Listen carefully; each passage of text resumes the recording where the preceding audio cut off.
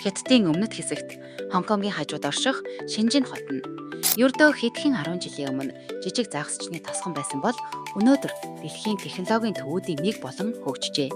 1980 онд Хятадын анхны тусгай эдийн засгийн бүс болж байгуулагдсанаар хотын хурдцтай хөгжил эхэлсэн бөгөөд энэ үзэгдлийг Шинжний гайхамшиг хэмээн нэрлэдэг. Өнөөдөр Шинжин нь өндөр шилэн барилгууд, дэвшилтэт технологи, цэвэрхэн хот төлөвлөлт, өргөн цэцэрлэгт хүрээлэн, далайн эргийн үзэсгэлэнт бүсүүдээрээ алдартай.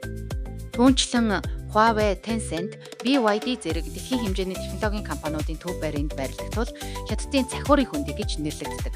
Аялал жуулчлалын хувьд Window of the World, Splendid China Folk Village, Ping An Finance Center, Shenzhen Bay Park, Damesha Beach зэрэг үзмөрүүд нь жуулчдын хамгийн их зордог газрууд юм. Мөн 260 гаруй километр урт эргийн шугам, олон арван аралтай тул хотын аялал болон далайн аяллыг хослуулан хийх боломжтой.